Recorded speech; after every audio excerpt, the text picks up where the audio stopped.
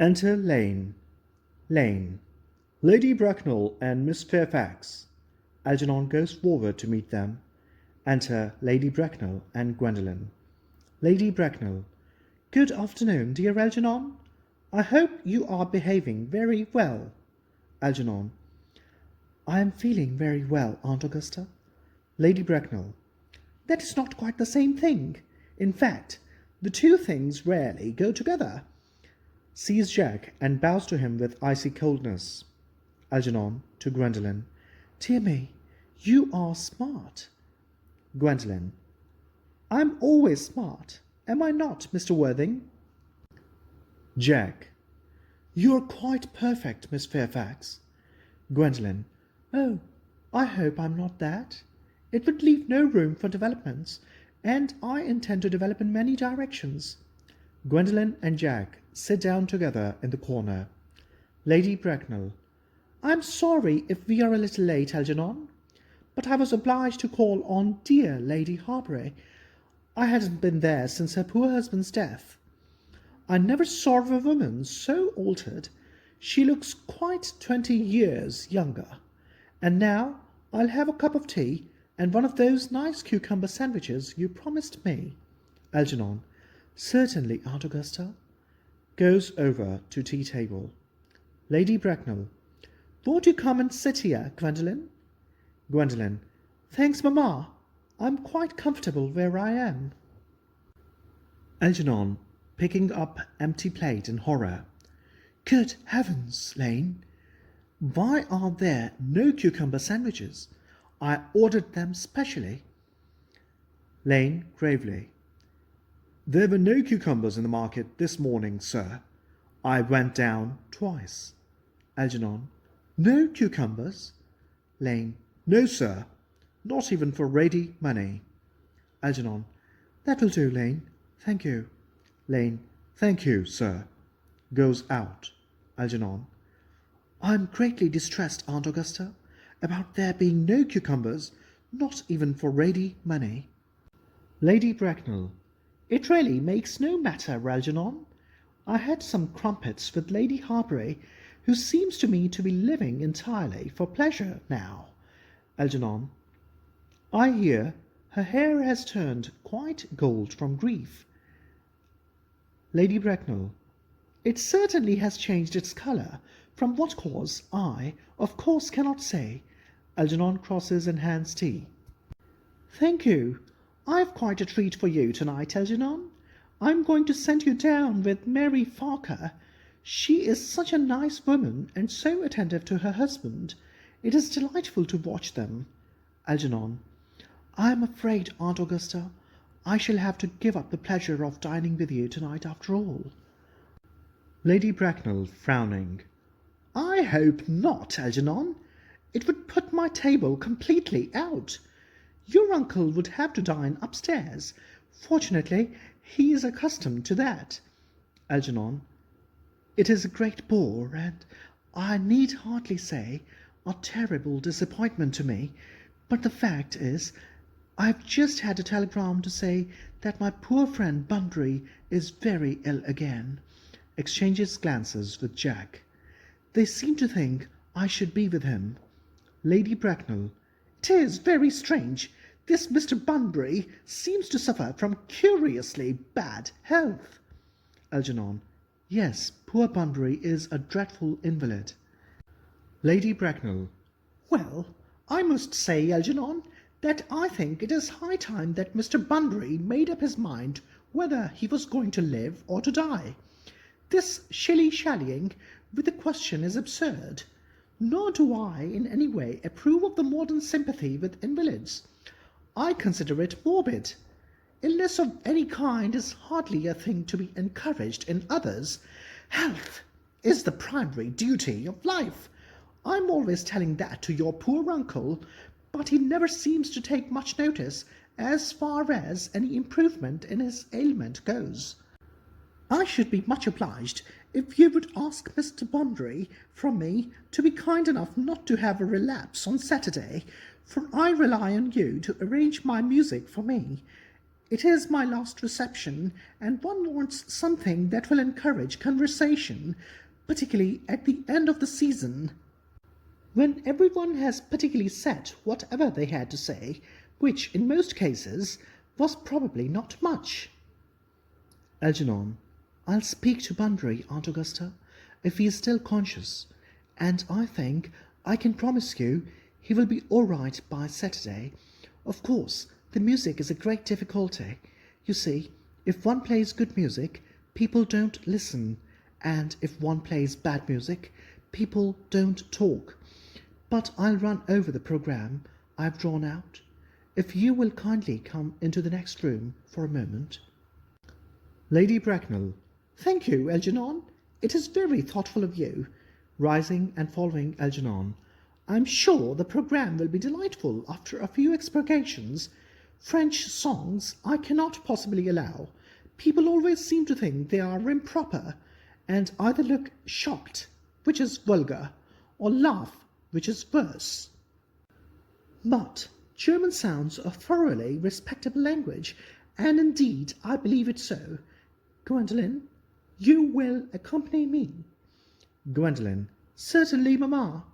Lady Bracknell and Algernon go into the music room. Gwendolen remains behind.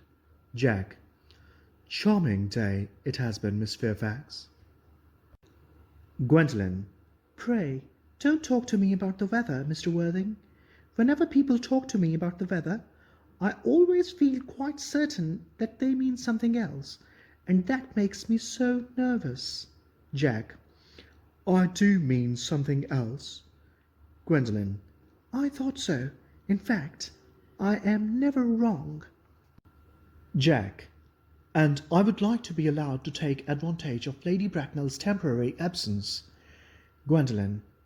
I would certainly advise you to do so. Mamma has a way of coming back suddenly into the room that I have often had to speak to her about.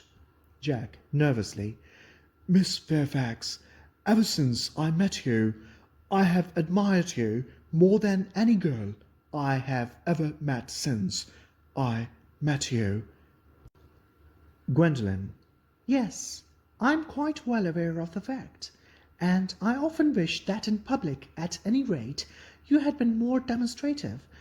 For me, you have always had an irresistible fascination. Even before I met you, I was far from indifferent to you. Jack looks at her in amazement. We live, as I hope you know, Mr. Worthing, in an age of ideals. The fact is constantly mentioned in the more expensive monthly magazines and has reached the provincial pulpits, I'm told. And my ideal has always been to love someone of the name of Earnest. There is something in that name that inspires absolute confidence. The moment Algernon first mentioned to me that he had a friend called Earnest, I knew I was destined to love you. Jack. You really love me, Gwendolen? Gwendolen. Passionately. Jack. Darling, you don't know how happy you have made me. Gwendolen. My own Earnest. Jack. But you don't really mean to say that you couldn't love me if my name wasn't Earnest. Gwendolen. But your name is Earnest. Jack. Yes, I know it is, but supposing it was something else, do you mean to say you couldn't love me then? Gwendolen, glibly.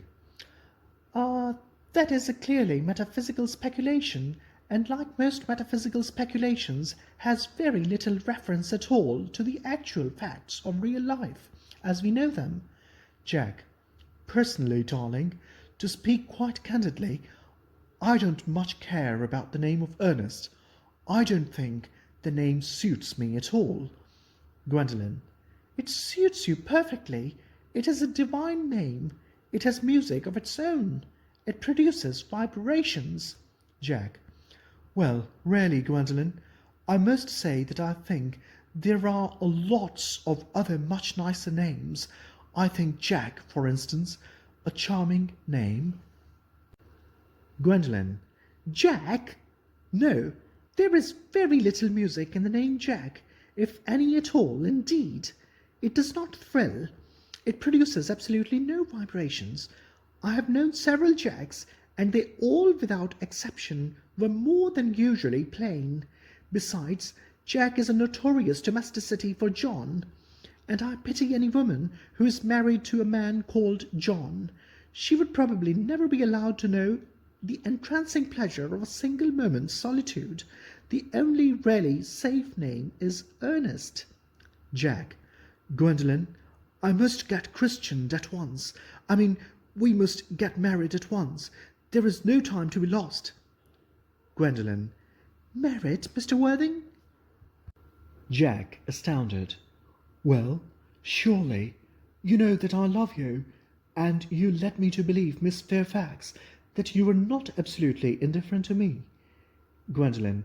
I adore you, but you haven't proposed to me yet. Nothing has been said at all about marriage. The subject has not even been touched on. Jack.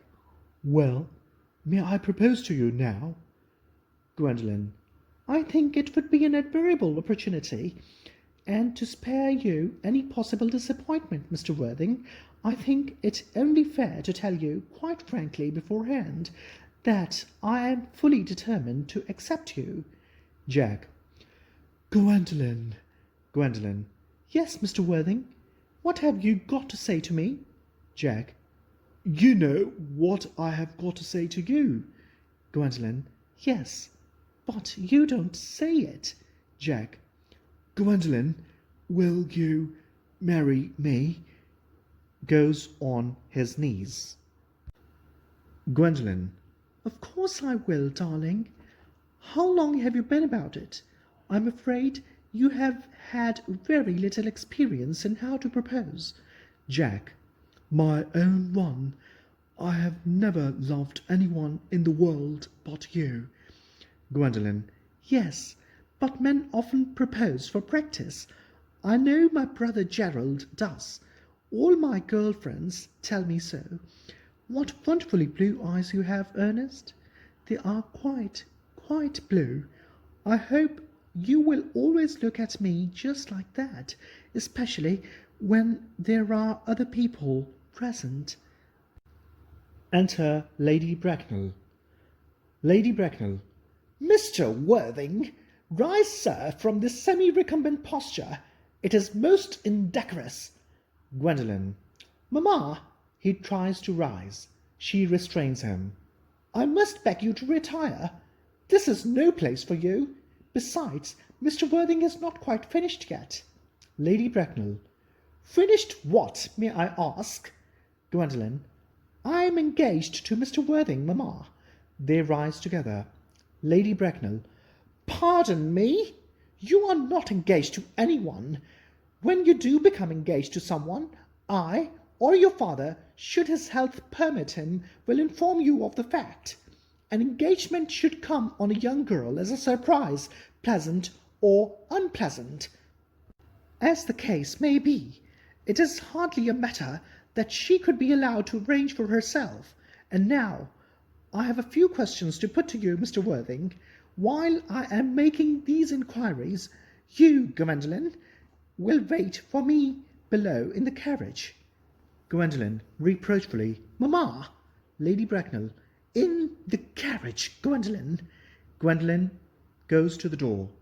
She and Jack blow kisses at each other behind Lady Bracknell's back. Lady Bracknell looks vaguely about, as if she could not understand what the noise was. Finally, turns round. Gwendolen! The carriage! Gwendolen. Yes, mamma. Goes out, looking back at Jack.